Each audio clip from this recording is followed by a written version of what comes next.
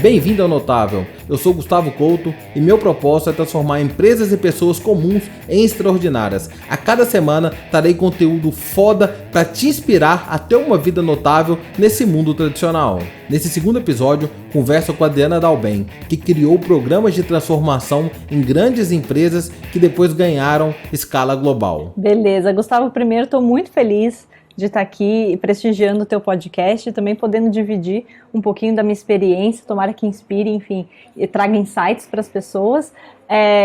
Como o Gustavo falou, eu sou a Adriana Dalben, eu estou há mais ou menos 7 anos no mercado de techs. Eu sou formada em farmácia e bioquímica, logo que eu me formei, entrei no Nubank, e agora hoje trabalho na Uber, então a alto nível é mais ou menos isso. Não, bacana, show de bola. Assim, pra mim é muito louca a sua história, porque assim, cara, como é que você foi assim, né, de farmácia, formei em farmácia e foi pra um banco? Não só um banco, né, vamos falar de 2015, ninguém nem sabia que no Nubank existia, né, assim, aquela empresinha lá, roxa, diferente, ir pra um banco. E você tinha uma trajetória, né, eu vi de estágio em grandes empresas do setor farmacêutico, e você escolheu uma fintech que era desconhecida, era pequena. Como é que foi escolher isso? Como é que foi esse início? Na faculdade, assim, eu gostei muito da minha faculdade. Todo mundo fala, você saiu de farmácia porque você não gostou. Não, eu gostava de farmácia. Eu achava lindo o nosso corpo humano, fisiologia, adorava. Fiz estágio em desenvolvimento de vacina de HIV, na Faculdade de Medicina da USP. Tenho artigo publicado, em veículos internacionais. Fiz estágio depois na Reckitt Benckiser, na parte de pesquisa e desenvolvimento de produtos químicos. Mas assim, eu gostava muito, né, dessa parte de estudo e tudo, mas eu não... Você conhece meu perfil, assim, meu perfil é muito de falar, eu sou muito people person, né, que eles falam, sou muito... Eu gosto de pessoas, eu gosto de estar com pessoas, e dentro de um laboratório, com certeza, não era o melhor local para mim. Uma vez eu até quase explodi o laboratório da Reckitt, e é uma história verídica, mas deixa para outro podcast isso. E assim, eu gostava, mas aquilo não me brilhava os olhos, sabe? Eu não era o meu melhor. Só uma curiosidade, eu sou engenheiro químico, né? Formei na FMG, engenharia química. E quando eu tava no programa de estágio, eu fui fazer estágio pra Vale, né? No processo seletivo, e tinha uma vaga pro laboratório, né? E a mulher foi me descrever como que era um incrível laboratório. Eu olhei pra ela e falei, moça, se eu for trabalhar, eu vou pular da janela. Não vai dar certo. Vai dar tudo errado. E aí, ela me passou pro corporativo, e foi uma das áreas que eu fui mais feliz, foi do corporativo da Vale, porque eu recusei o laboratório que não combinava comigo, né? Super... Exato, legal, né? Porque assim, é muito de seguir regra no laboratório, você tinha que seguir o protocolo. Eu gostava muito dessa área porque eu sempre fui muito estudiosa, eu sempre fui uma pessoa, né, que gostava de ler, gostava de estudar, então eu acabei indo mais para essa parte de pesquisa. Mas como perfil, eu não tinha nada a ver com o laboratório, né, de seguir a regra, não, você tem que ficar lá concentrada no que você está fazendo. Gente, não é comigo, assim, fazer sempre, né, o mesmo teste, a mesma coisa, não era comigo. Eu vou admitir uma coisa publicamente aqui, que eu nunca contei pra ninguém em redes sociais, vai tá? Eu fiz Química Orgânica 2, eu não sei se você fez também em farmácia, né? Eu fiz até 4. Sabe quantas vezes eu fui reprovado em Química Orgânica 2? 7 vezes, eu passei na 8ª vez, eu demorei 12 períodos para formar, não 10, eu fui reprovado 7 vezes em Química Orgânica 2. É que, Química Orgânica é de lascar, então eu te entendo. Para mim, eu uso isso até hoje, se eu passei em Química Orgânica, eu faço qualquer coisa, até hoje na minha vida eu nunca vi nada mais difícil do que Química Orgânica.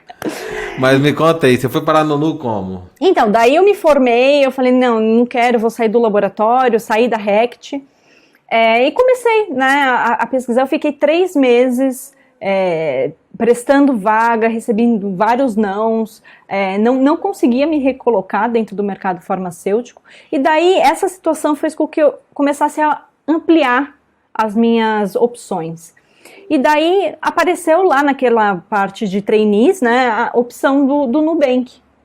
E daí tava lá, emissor de cartão de crédito. Como você falou, o Nubank era minúsculo na época, não tinha uma reportagem falando do Nubank, eu nem entendi o que era um emissor de cartão de crédito. Daí, mas assim, eu falei, bom, eu vou prestar o Nubank mais pela parte para eu treinar o processo seletivo. E daí eu entrei, né, comecei a fazer o processo seletivo do Nubank e eu fui passando. Fui passando, até que eu cheguei na fase de entrevista, que era com a Cris Junqueira, fundadora do Nubank. E eu falei, não, deve ser a moça da RH. Eu nem entrei no LinkedIn para ver, assim. Então eu estava muito despretensiosa. Quando eu cheguei no Nubank e veio um cachorro me recepcionar, eu falei, pronto, é aqui que eu quero trabalhar. Então o motivo que eu entrei no Nubank é porque tinha um cachorro. Eu falei, nossa, que ambiente fenomenal. E a entrevista com a Cris foi super legal, e enfim. E daí eu passei numa turma, nós fomos 6 trainees, 5 meninos formados em engenharia e administração, e eu farmacêutica. E assim, fui mentorada pela Cris, então foi uma experiência, eu falo assim, a gente realmente não desenha a nossa carreira, né? As situações vão fazendo com que a gente se adapte, e eu sou muito grata por essa situação de eu ter ficado, na verdade, 3 meses sem conseguir recolocação, porque me abriu essa porta que eu não queria imaginar na minha vida, trabalhar no Nubank, o que o Nubank significou na minha formação profissional é única, assim. Então foi meio que o destino, não sei, mas eu entrei no Nubank e me apaixonei por esse mundo de RH, de CX e toda essa parte. E o que você fez lá no trainee? Como é que foi você escolher o projeto? O que eu vou fazer agora, né? Sou farmacêutico que chegou num banco, e aí? E outra coisa também, como que é para uma empresa pegar alguém que não tem nenhum viés, né? Que pensa assim, cara, cartão de crédito vai contratar um economista, alguém de engenharia, talvez. E como foi essa visão diferenciada de chegar lá? E o que você fez? Como é que foi o projeto? Como é que você caiu no primeiro projeto? Quais foram os primeiros projetos? Então, eu fiz essa pergunta, inclusive, para a Cris. Eu falei, Cris, por que eu? Né? E ela me deu uma resposta muito, muito legal, assim. O que eles realmente queriam era uma pessoa sem viés, que trouxessem ideias novas e olhasse para as coisas até de uma forma inocente, imatura, sabe? Falasse, poxa, por que esse processo funciona desse jeito? Não faz sentido. Então, eles queriam pessoas que tivessem, né, posso até colocar essa inteligência nata, né, essa perspicaz, para com que eles pudessem trabalhar e moldar essa pessoa, esse profissional, de acordo com a cultura do Nubank, de acordo com o que eles queriam como profissional, e em troca eu não tinha esse viés. Eles queriam um profissional nu, né? Exato, exato. É legal o seu nome, essa história que você tá contando, é porque o David Kelly, de Stanford, ele tem um conceito muito interessante, né? Que a gente na vida profissional tem que buscar não déjà vu, tem que buscar vujadez. Que é ter pessoas para olhar as coisas com um novo olhar. Não assim, isso eu já vi, isso faz assim. Não, acho que isso foi buscar o vujadê. Exato, é legal essa história. Exato. E daí, assim, esse foi o motivo que eles me contrataram. E pra quê, né? Então, essa era também uma pergunta. Legal, vocês têm uma farmacêutica no time. O que vocês vão fazer com isso? E, na verdade, o primeiro projeto dos trainees era organizar ou, né, estruturar, implementar alguns processos da área de CX. Então, já tinham pessoas trabalhando lá, mas não tinha um nome, não tinha uma identidade, não tinha a trilha deles, o ou não existia. Enfim, assim, eles falaram, olha, né, vocês têm que desenvolver o que vai ser essa área de CX. E pensa que vai ser a maior área do Nubank e com certeza um grande diferencial de mercado que a gente vai ter. Então esse era o desafio do nosso time e como que a gente fez esse projeto. Na parte de manhã a gente atendia. Então todos os 6 trainees a gente passava em atendimento, seja de chat, telefone, e-mail, mídias sociais, a gente vivia a dor do cliente e a gente trazia tudo isso não só para dentro desse projeto de estruturar a área, mas também dentro do Nubank, de falar com engenheiros processos que tinham que ser melhorados. Então era esse desenvolvimento de produto muito forte, atrelado à parte de atendimento. E daí no período da tarde a gente efetivamente fazia desenhava o projeto, né? Então todo o WOW saiu desse projeto, o nome Experience, que hoje o pessoal de atendimento tem, saiu desse projeto, enfim, várias outras coisas, mas a gente ficou 6, 7 meses para desenvolver essa base do CX. E assim, essa uma carreira incrível, né, na Nubank, a empresa, a maioria das pessoas sonha em trabalhar, decolando numa área que decolava, cara, às vezes a pessoa tem medo de mudar de emprego, né? Fala assim, cara, vou mudar, vou pegar um desafio diferente. O que te fez tomar a decisão, mudar de empresa, ir para um outro setor, né? Hoje você está nas maiores empresas do mundo também, né, tecnologia, mas como que foi aqui essa tomada de decisão? Então, no Nubank, assim, eu fui a funcionária 50, então eu peguei desde o começo, né? Tenho um amor enorme até hoje pela empresa, mas depois de, 3 anos e meio que eu tava lá, você, quando tá numa startup, é muito normal você não ter, às vezes, né, um líder que tá lá todo dia para te desenvolver, para te dar feedback, para te ajudar, ou então uma estrutura muito bem definida de próximos passos, enfim, eu me vi numa situação que fazia alguns meses que eu não estava conseguindo inovar, eu não estava sendo mais a minha melhor profissional, e eu não via muito lá dentro, né, enfim, no começo de uma startup, quem realmente pudesse me ajudar e pudesse, eu fiquei meio, eu sentia que eu tinha atingido um topo, e eu não conseguia muito sair dali. Eu falei, poxa, o que né, eu posso fazer? Eu falei, poxa, já rodei muita coisa aqui no Nubank, eu acho que o que falta na história da minha carreira é eu ter essa visão global. O Nubank até então era só Brasil, e eu queria ter essa visão global, ter outras perspectivas, ver outros problemas. Então eu vim de uma indústria farmacêutica, entrei no mercado tech, eu não tinha outras referências. Então para mim, eu acho que para minha bagagem profissional era muito bom eu ter outras referências. Então eu falei, poxa, tá na hora de eu mudar, eu procurar um novo desafio. Enfim, a Uber apareceu, né, me contatou tudo. E eu fui pra Uber. Pô, você saiu do Nubank, chegou na Uber, e o que você vai fazer na Uber? Como é que foi lá? Como é que foi a experiência? Como é que foi a transição? Você foi fazer o que na Uber? Legal, eles tinham a área de desenvolvimento de pessoas, só que ficava no México. E dentro do Brasil, o Brasil é um dos maiores mercados da Uber, não tinha, né, alguém para essa posição. Então, na verdade, eu vim ser responsável por desenvolvimento de pessoas aqui do Brasil. E foi muito legal, porque como era eu, né, eu voltei no meu tempo de startup, que eu tinha que fazer tudo, eu tinha que conversar com todo mundo, então eu falava desde com a CEO do Brasil, até eu dar os treinamentos para o pessoal, até, né, enfim, eu fazia de tudo. Então foi muito rico para o meu desenvolvimento, e pensando, falando em desenvolvimento de carreira, quando você se sente estagnado assim, é muito importante você realmente cogitar, não necessariamente mudar de empresa, mas mudar.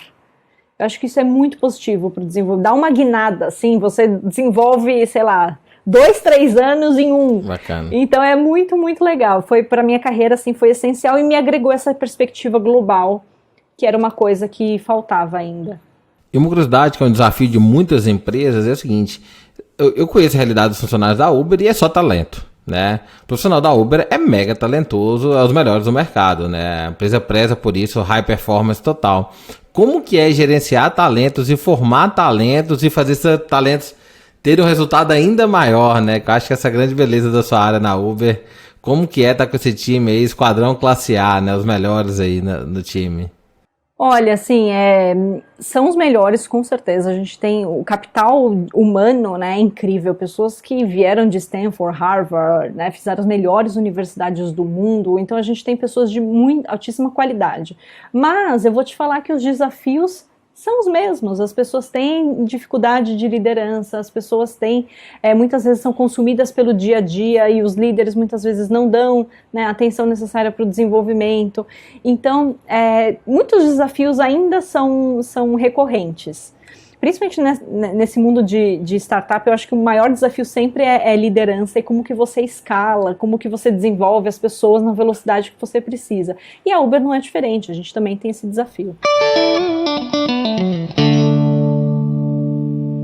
Pra quem tá ouvindo CX aí, cara, o que é essa história de CX? Nunca vi isso, né? 2015 CX era bem novidade, ainda é novidade pra muita gente, mas o que você definiria? O que é CX pra você? O que é isso? CX é do inglês Customer Experience, mas é a experiência do cliente. Então, a gente fala muito de jornada, vamos entender todos os pontos de contato. Então, o Nubank, como é um serviço, né, no final do dia, é muito transparente no sentido de o cliente ele não vê a marca quase, né? Quando ele entra em contato, é quando ele vai sentir a marca, e esse ponto de contato tem que ser excepcional, tem que ser uma boa lembrança, e aí ele começa a reconhecer a marca, porque o cartão de crédito é muito é corriqueiro, né? Você está no restaurante, toma o meu cartão, você praticamente não presta atenção como é uma Nike, por exemplo, uma Apple, né? Ele tem um conceito diferente no posicionamento de mercado e tangibilização para o cliente. Então era muito legal que a gente trabalhou muito nisso. Qual que é a jornada? Quando ele entra em contato. Então a gente entende que ele primeiro precisa resolver o problema dele.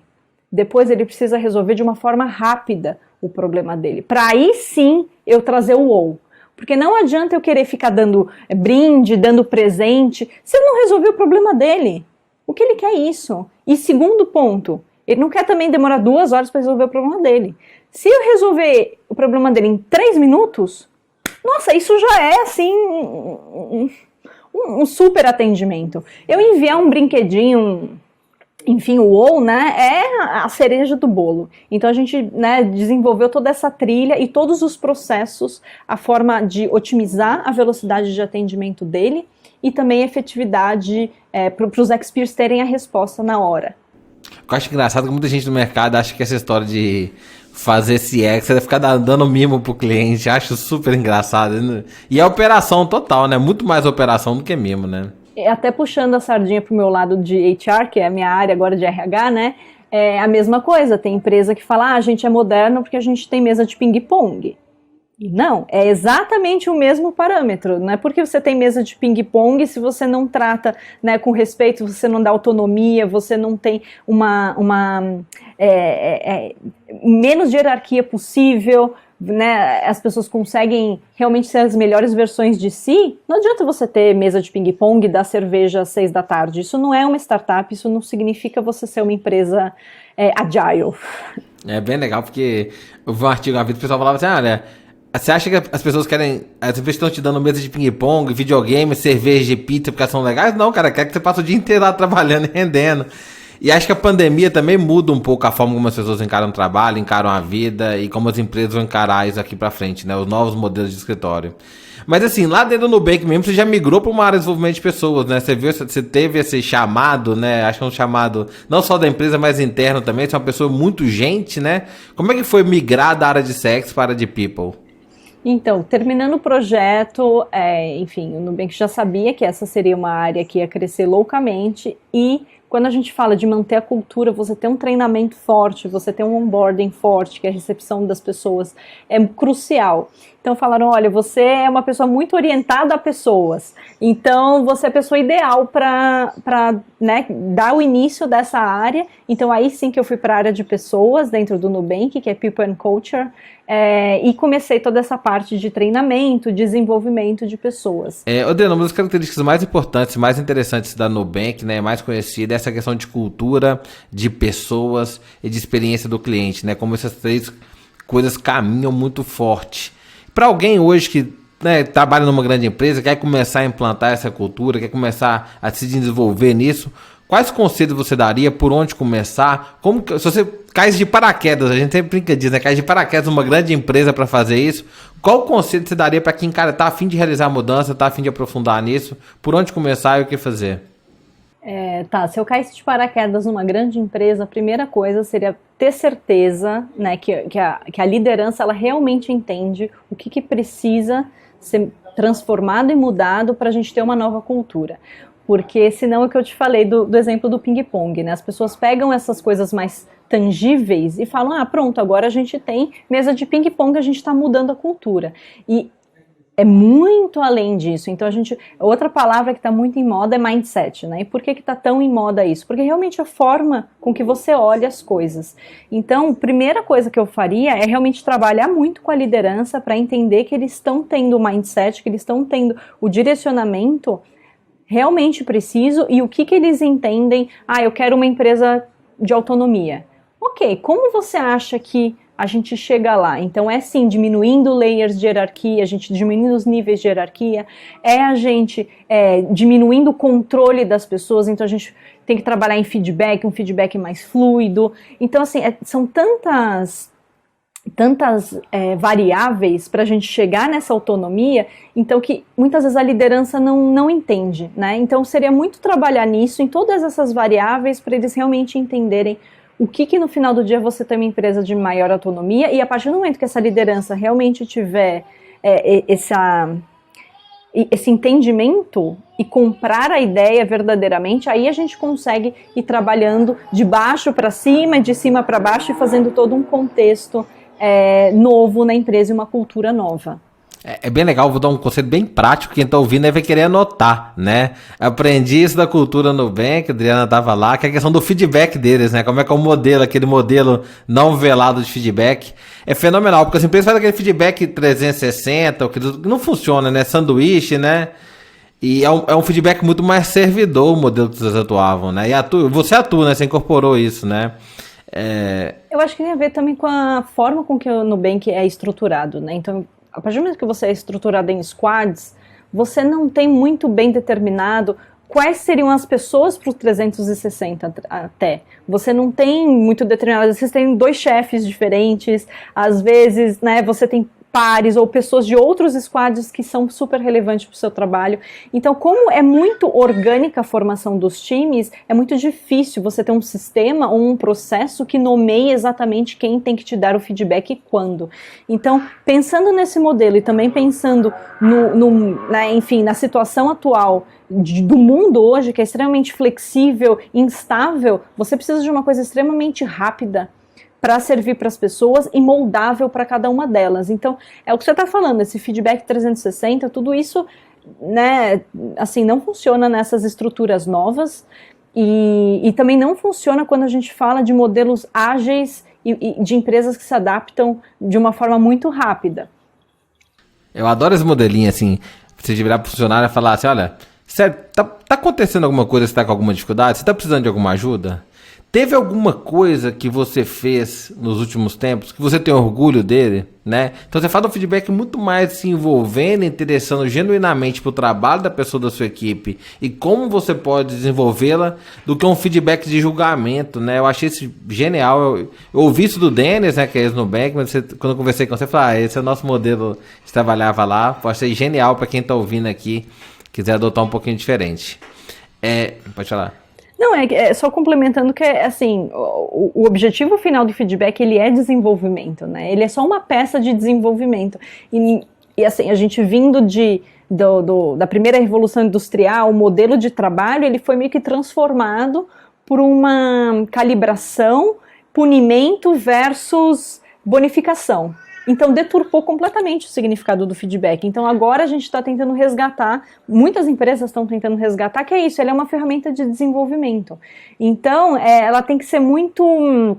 Não pode ser, né, 2, 3 vezes no ano, tem empresas que fazem 1 vez no ano, mas tem que ser uma coisa recorrente, porque todas as semanas e todos os dias você faz alguma coisa muito legal e você também tem coisas que você poderia melhorar, seja na sua apresentação, na forma que você falou com o cliente, na forma com que você estruturou um projeto, um documento, sempre tem algo bom, que é super legal você ser reconhecido toda semana, imagina você ser reconhecido todo dia, toda semana, isso para o seu estímulo é fenomenal, e também você saber que você pode melhorar, porque semana seguinte você vai ser melhor, e você vai receber mais elogio, você vai conseguir contribuir mais, então é um ciclo positivo quando você olha dessa forma. E a competição, como a gente pode se tornar melhor, não fulano é melhor que o outro, né? Como você pode ser uma pessoa e um profissional melhor. Isso é muito bacana e bonito da cultura.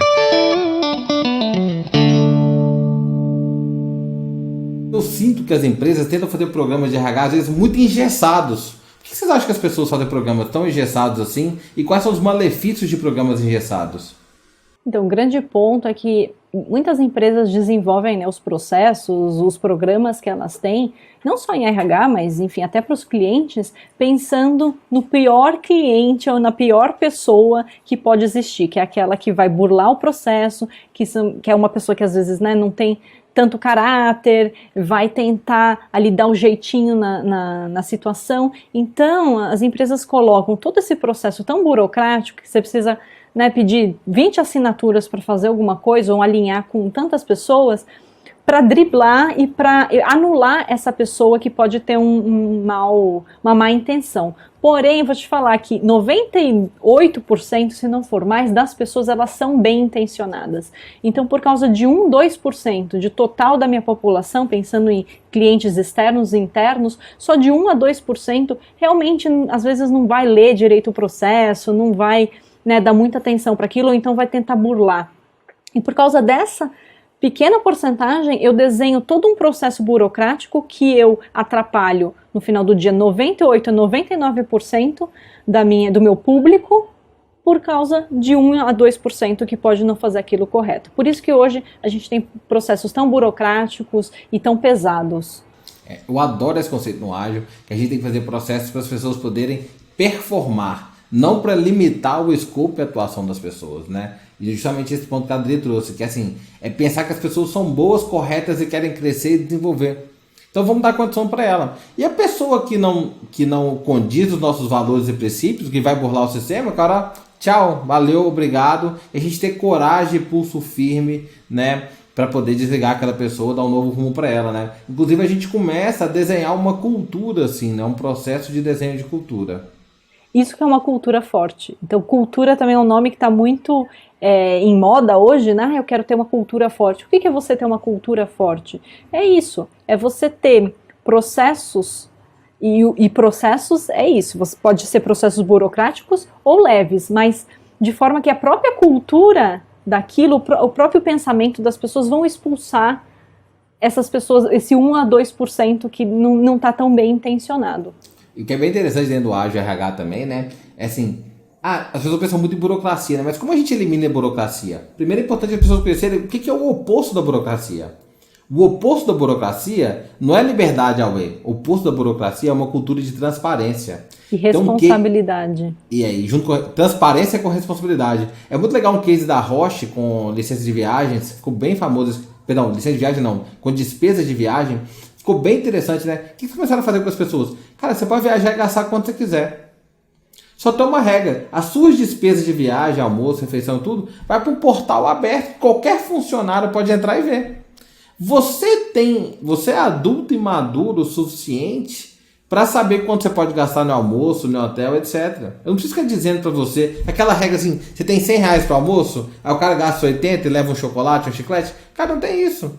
Gasta o dinheiro da companhia de forma responsável, né? E aí, vai pro portal da transparência. Então não vai ver que você gastou mais ou menos, cara. E é muito legal que eles mensuraram que isso aumentou a moral dos funcionários, ficaram mais felizes assim, porque não tinha que ficar dando... O cara é assim, pô, bicho, eu faço venda aqui de 60 milhões de euros por mês e para eu tomar um café, eu tenho que pedir permissão pro chefe. Cara, não existe isso. Então aumentou a moral e naturalmente, um efeito muito interessante, reduziu o custo. Porque as pessoas ficaram mais engajadas, mais responsáveis pelo processo. Isso é engajamento puro, você confiar no teu funcionário. Isso daí eleva o engajamento de uma forma e faz com que ele exerça a cultura, faz com que ele venda mais. Isso te traz um lucro financeiro no final do dia enorme. E isso, fazendo uma relação ao CX, é o EX, que é o Employee Experience.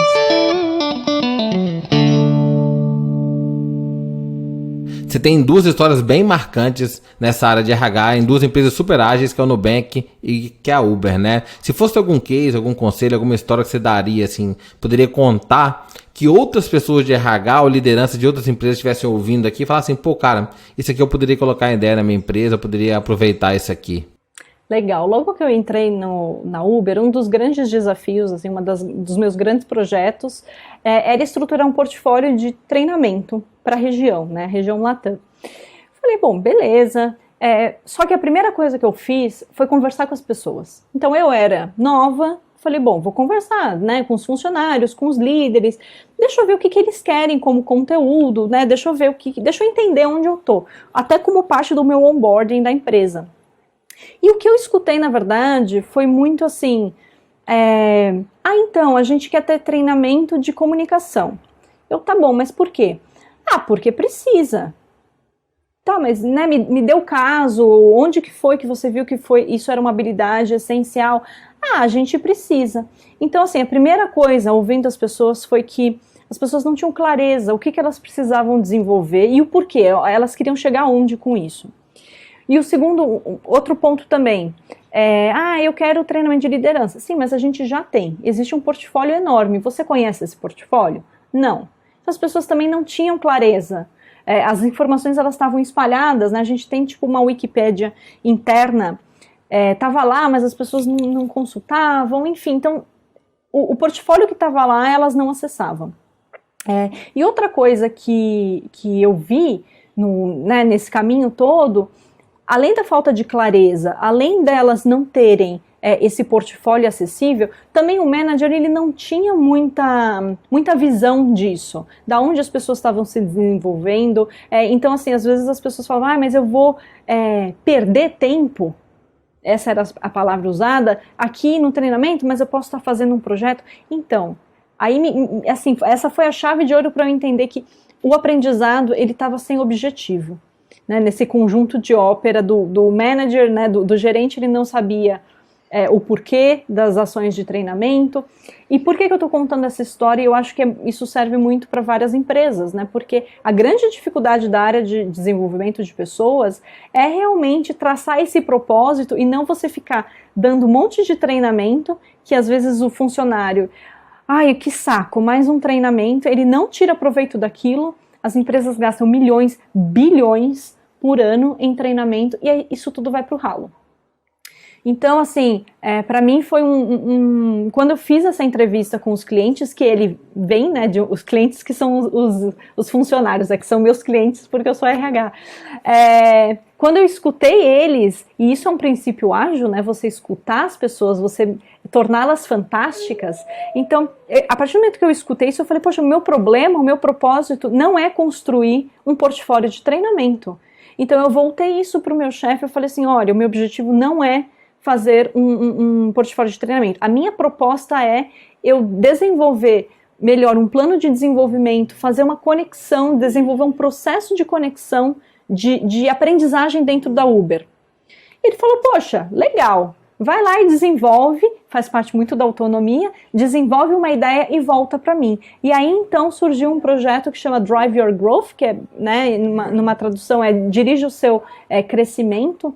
E nele eu trouxe princípios de desenvolvimento para as pessoas entenderem que o desenvolvimento ele é no dia a dia, não é através de você ir num treinamento, pode ser também, e isso é muito importante para ignar, né, para te trazer insights, te abrir a mente, você fala, nossa, isso existe, que legal, mas se você não colocar em prática aquilo, não funciona. Então, grande parte do seu desenvolvimento realmente é você fazendo, é no seu dia a dia, e as pessoas não têm consciência disso. Então, a gente brincou muito com o exercício de, no final de cada dia ou da semana, veja o quanto você desenvolveu. E as pessoas tiveram vários insights, né? Elas falaram, nossa, que incrível, a Uber é o melhor lugar para me desenvolver, porque até então elas não tinham esse momento de reflexão e não tinham essa percepção, né? Então foi isso, assim, eu desenvolvi esses princípios de desenvolvimento, como é que você faz para navegar numa empresa que às vezes não tem um plano de carreira super bem definido, e eu acho que essa é a tendência. Você acha que faz sentido o plano de carreira? Isso que eu ia te falar, assim, não faz mais sentido, porque aí que tá a beleza da coisa, de você ter uma farmacêutica hoje liderando um HR, não um RH. Poxa, esse dia a pessoa veio falar comigo assim, você tá falando na empresa que eu trabalho, tem um plano de carreira. Eu virei pra pessoa e falei assim, cara, mas quem vai gerir o futuro da sua carreira? É o RH ou é você? O plano é o seu plano de carreira, não é da empresa, entendeu? Você tem que ser um motorista do seu plano de carreira, não é a empresa que tem que fazer, você tem que saber o que você quer pra você. Perfeito. E aí é você tirar a responsabilidade do manager, que foi do gerente, que foi o meu último ponto na entrevista, né? Quando eu falei com as pessoas, era, o meu gerente, ele não tem visibilidade, ele não sabe me direcionar. Qual que é o meu próximo passo? Sim, mas ele não tem que fazer isso. Deixa eu te contar uma coisa. Você que tem que entender para onde você quer ir. E a beleza da coisa é que você tem várias opções. A sua única opção não é ocupar a cadeira do seu gerente. Você pode ter uma mudança lateral, você pode ir para um outro país, você pode ir para uma outra área, você pode participar de um projeto com diferentes áreas, tipo um strike team, né? Como se fosse um squad momentâneo. Você tem tantas opções, isso é maravilhoso. mas você tem que saber o que você quer, o que você precisa desenvolver. O papel do líder é apoiar o colaborador, é apoiar as pessoas do time dele, é apoiar e também ser um advogado dessa pessoa quando surgir uma vaga em outro lugar e que ela tem interesse em fazer. Então, ele tá lá exatamente isso, para fazer as perguntas, te ajudar nesse caminho, mas ele não é responsável de forma nenhuma pela sua carreira. E até maluco, né? A gente colocar o futuro da nossa vida profissional na mão de uma outra pessoa que não conhece todo o nosso passado, todos os nossos desejos, o que a gente quer para o futuro. Então é um pouco irreal isso. Então o Driver Growth, né, que é exatamente isso, dirige o seu desenvolvimento, ele vem muito para isso. Você é responsável pela sua carreira, você desenvolve todos os dias, não é só até através de um treinamento de comunicação formal, é também, mas não apenas. Então eu acho que esse projeto em si, eu gosto muito de trazer ele para inspirar as outras pessoas a pensar diferente. Vai falar com seus colaboradores, vai entender os seus funcionários, entender a real necessidade que eles têm, para você como empresa, você conseguir direcionar da melhor forma e de uma forma um pouco mais ágil até, né? Ó, pra quem tá ouvindo aqui, é muito importante saber, na verdade, que esse programa que a Adri comentou, né, do Driver Growth, nas palavras bonitas, é que, na verdade, nasceu aqui no Brasil, né? Ou seja, ela pegou um projeto, uma ideia, prototipou pequeno aqui no Brasil, né? Validou esse protótipo, depois implantou, né? Fez outros protótipos de outros países da América Latina, expandiu para a América Latina, para depois virar um programa global, né? Muitas vezes a pessoa pensa assim, cara, como é que eu faço a transformação numa grande empresa? Cara, pega um projeto pequeno e testa e valida pequeno e depois vai dando escala. Isso gera muita segurança psicológica, né? Até o nome disso é assim, você cria um limite de explosão. Se esse projeto der errado e explodir, cara, você não prejudicou muita gente, não prejudicou sua imagem, você aprendeu com aquilo num escopo pequeno com um grupo menor de pessoas. E até para validar se a sua ideia realmente foi certa, né? Se às vezes era só um grupo de pessoas que tinha esse conceito, quando você extrapolou para outras regiões ou globalmente as pessoas tinham um conceito diferente. Enfim, por isso que é super importante você ir começando pequeno e integrando, né? De pouco em pouquinho o restante do teu total de pessoas. Outra coisa bem interessante da sua fala, e isso é muito constante em tudo que você disse, né? Desde a Nubank, agora na Uber, é o fato de você nunca ter sido da área teoricamente que você trabalhou, porque aí você sempre chegou naquela área de trabalho com interesse genuíno de ouvir as pessoas, interesse genuíno de entender os problemas, interesse genuíno de resolvê-los, independente de quais são os problemas. E o fato de você não ter carregado essa mochila com um monte de coisa no passado, assim, eu já vi isso antes. Não, você chega, o conselho do Nubank, chega nu, né? Chega lá com interesse genuíno, cara, o que tá acontecendo aqui? Deixa eu te ajudar, né? É bem interessante essa postura, essa atitude, assim, e a vantagem de ter pessoas sem esse background, muitas vezes. Bem legal. Outra coisa bem interessante também é quando você comenta do plano de carreira, né? Eu vi um case brasileiro que, assim, a empresa está criando um mapa de carreira no RH. Então, é bem claro as oportunidades, né? Os funcionários têm total controle para qual caminho eles podem escolher, podem ir. E eles fazem um trabalho muito forte com a gerência de liberar os funcionários para ele. O que acontece em empresa tradicional é o seguinte, cara, eu trabalho numa área, numa estrutura, e eu não tô feliz, mas eu quero mudar de área. Mas eu sou talento, eu faço as coisas legais aqui. Aí meu gerente pensa assim, cara, não vou perder o Gustavo nem a pau. E aí não me deixa ir para a área que eu queria. O que acontece? Eu vou para concorrente, cara, beleza. A empresa me perdeu, né? Então, além de criar essa estrutura de mapa de carreira, a empresa tem que fazer uma conscientização do gerente para ele let it go, né? Frozen lá, eu queria chamar de Frozen, né? Let it go, deixa o cara ir para outra área. Se você não deixar ele ir performar lá, cara, ele vai embora. É aquela máxima, né? Melhor perder para dentro do que perder, né, para fora, que é isso, para concorrência e perder meu capital intelectual que eu tenho.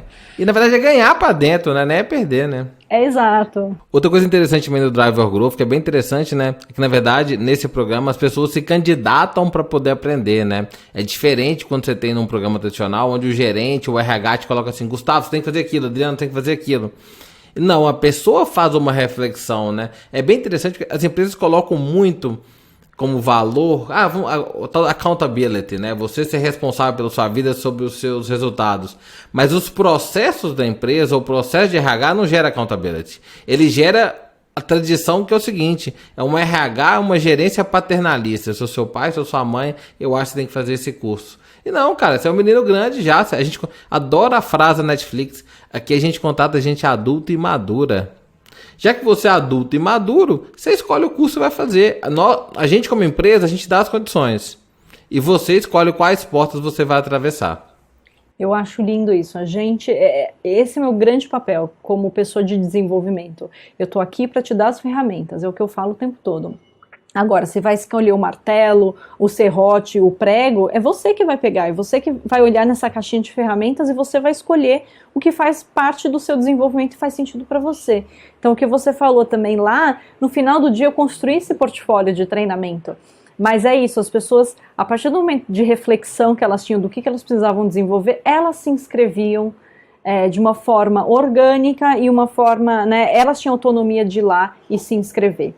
Então, eu acho que essa é uma parte muito importante. Se um funcionário não quisesse se inscrever em nenhum treinamento durante o ano, ok, tudo bem. Mas, se, por exemplo, ele chegasse e falasse, olha, né, poxa, eu não estou me desenvolvendo. Sim, mas você tem as ferramentas, então também é uma escolha sua, né, não está participando desses fóruns de troca. Então é muito isso, a gente, de novo, voltando lá na questão inicial, né, como que a gente implementa isso, por isso que é tão importante quando a gente fala, eu quero ter uma cultura ágil, eu quero ter autonomia, sim, o que realmente requer, né, para eu ter essa autonomia? Então é isso, você tem que revisar os seus processos eles têm que dar autonomia para as pessoas. Se você tem aquele RH que é pesado, que tem processo para tudo, você tem que pedir aprovação do RH, do BP, da área financeira, do diretor da área, isso não é uma empresa autônoma. Então começa daí.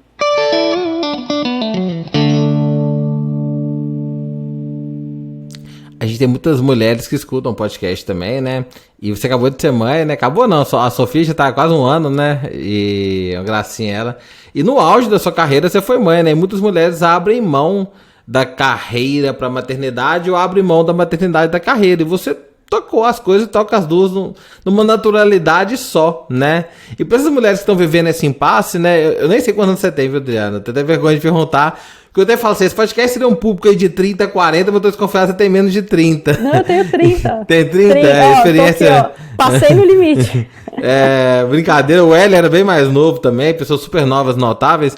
Mas assim, para as mulheres que vivem, né, esse tabu, né, carreira versus maternidade, eu vejo a forma natural que você encarou isso, e sua carreira continua decolando, e você quer ter mais filhos, pelo menos eu imagino que você e o Júnior querem ter mais filhos. Assim, quais dicas você daria para uma mãe que hoje tá nesse tabu, né? Mãe não, uma mulher que tá nesse... Cara, vou abandonar minha carreira decolando para poder ser mãe, ou vou abandonar tudo para ser mãe, o que eu faço, né? E você conduziu isso super bem. Eu acho que tem alguns pontos aqui que também é bom a gente desmistificar, né? A primeira coisa que a empresa que eu tô também me dá muito essa condição, né? Então eu tive uma licença de 6 meses, a Uber ela tem muito essa política de realmente priorizar o que eles chamam os cuidadores, né? Então, por exemplo, a gente teve no meio de uma pandemia, a Uber passou por cortes na estrutura, enfim, como, né, gestante, tudo, e eu sempre vim de uma boa performance, eu não tive esse medo. Mas, por que eu estou colocando isso? Eu sei que essa não é a realidade para muitas mulheres. A taxa de mulher que, né, retorna ao trabalho e acaba deixando... é alta ainda. E por que isso é importante a gente falar? Porque também não só a empresa te dá condição, mas você, como mulher, você tem uma rede de apoio. Então isso é muito importante. Você ter segurança que quando eu voltar a trabalhar, eu vou conseguir colocar numa escolinha, ou então eu vou ter alguém para me ajudar a cuidar do meu filho, da minha filha. Eu tenho suporte do meu marido, do meu companheiro, enfim, ou suporte de alguém que esteja perto de você para cuidar e não sobrecarregar. Então, eu consegui muito isso, né, e tratar com naturalidade, consegui entregar ainda e manter minha performance alta, mas também muito porque tem esse colchão embaixo de mim E a gente tem que reconhecer isso. Mas assim, se fosse para dar uma dica de uma mulher que está nesse momento, às vezes, né, insegura se deve ou não deve, eu acho que a primeira coisa é a gente respeitar os nossos sonhos como mulher, né? Se você quer ser mãe, assim, eu acho que de forma nenhuma a gente tem que abandonar isso por causa de uma profissão, porque é tão maior você, né, ser mãe, enfim, é um sonho que vale a pena ser seguido. E ser pai também é maior que qualquer profissão. Isso, ser mãe, né, ser pai, também adotar, enfim, você ter esse papel na sua vida é uma coisa muito enriquecedora como ser humano. Mas prepare essa sua rede de apoio, né? Então, enfim, já pense, quando, né, eu tiver meu filho, então eu vou adotar essa criança, enfim. Qual que vai ser minha rede de apoio? E eu tô falando de amigos, de pai e mãe, de companheiro, ou companheira, enfim, né? Quem que vai ser essa rede? Então, essa seria a minha dica principal, e muitas vezes a gente não pensa, a gente só pensa isso quando a gente tá, né, com a criança aqui, a gente fala, e agora? Então, enfim, esse seria o convite, porque com certeza você vai conseguir manejar muito melhor, remanejar. Então, você vai conseguir remanejar muito melhor o trabalho versus essa sua figura, né, como pai, como mãe, de uma forma mais tranquila. O que os RHs podem fazer para essas pessoas? Pensa um RH tradicional que não dá esse tipo de apoio, que tem uma cultura que pensa que, o funcionário, né, tô perdendo o funcionário para maternidade, alguma coisa assim. O que o RH pode fazer? Eu acho que é uma visão muito ultrapassada, né? Você fala, nossa, a mulher ela tem mais gasto porque ela fica, de 4 a 6 meses aqui no Brasil pensando em licença maternidade. Nossa, que custo que eu tenho. Então, assim, tem uma pesquisa, eu não lembro a fonte, mas a Uber ela é muito forte nessa parte de D&I e me marcou muito isso que eles falaram, que a taxa de afastamento do homem durante, né, a vida dele profissional é muito maior do que as mulheres contando a licença maternidade. Por quê? Porque o homem joga futebol, se machuca, se lesiona a perna, fica não sei quanto tempo, né, em operação, ou bate o carro, ou enfim, né, o homem ele acaba sofrendo, mas ele tem uma taxa de acidentes. Isso é estatística, não sou eu falando. Então, assim, pensando em custo, não faz sentido. Isso, assim, matematicamente, mas a gente tem que ir além e pensar também o papel social que as empresas têm, né? A gente está gerando uma vida. E isso assim, não tem nem como mensurar a contribuição que você está fazendo como pessoa, né, como ser humano, gerando uma nova vida. E a empresa não pode falar, isso está... né, financeiramente não faz sentido. Não, porque você precisa que novos consumidores nasçam, né, e que a economia continue gerando. Então, assim, não faz sentido essa frase. Então, assim, para os RHs que ainda pensam isso, principalmente os líderes que pensam isso, é uma perda, né, de tempo e de dinheiro, financeiramente isso já se comprovou que não é uma verdade. Socialmente, isso também não é uma verdade, porque é uma contribuição, né, para a humanidade. E o terceiro ponto é isso, a gente falando muito de impacto social, né, que as empresas têm. Como que eu estou recebendo essa mulher de volta ao trabalho, a segurança psicológica, isso do colchão que eu estou falando. Então, acho que o RH e a liderança têm um papel crucial nisso, e principalmente no momento de pandemia. A gente está vendo muitas mulheres deixando o emprego. Infelizmente, a gente ainda tem esse quadro, as mulheres ganham menos do que o homem, então, num cenário de pandemia, que você está 1 ano dentro de casa, quem que ganha mais? O homem. Então a mulher vai deixar de trabalhar para cuidar dos filhos.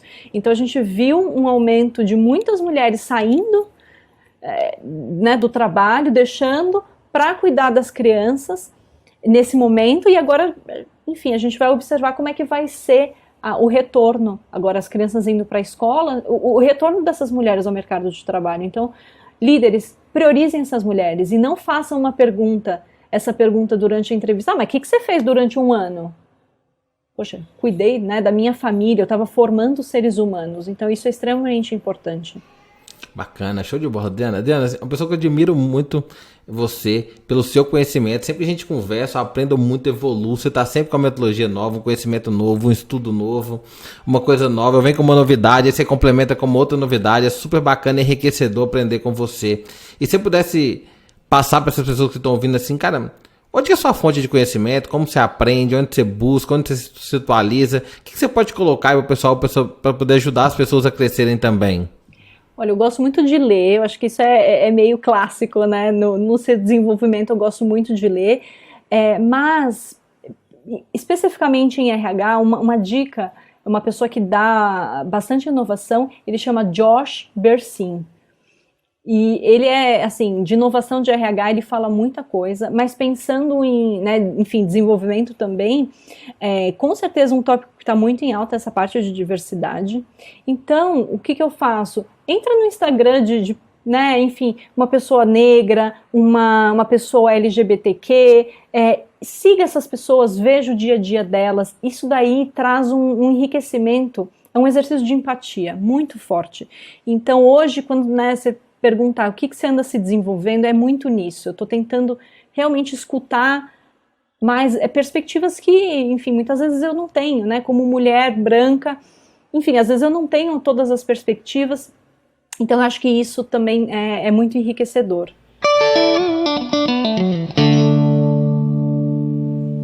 Bacana, show de bola. E a última pergunta aqui é uma clássica, né? Eu te considero uma das pessoas mais notáveis que eu conheço. E eu queria te perguntar, o que é a sua definição de notável? O que é uma pessoa notável para você? Para mim, uma pessoa notável é aquela que consegue executar as coisas, né, de uma forma simples e agregar o maior valor possível. Então, a gente tem muito, né, como ser humano, de deixar as coisas mais complexas. Eu acho que uma coisa notável é você pegar uma coisa complexa, simplificá-la e potencializar a entrega dela. Então, voltando só para fechar, eu acho que o ágil, ele consegue fazer isso. Porque é escutar as pessoas, é você chegar na essência do problema, falar, então, eu não preciso fazer, né, XPTO de 1 a 10, eu posso fazer 3 que eu vou entregar valor, o máximo de valor possível para esse cliente.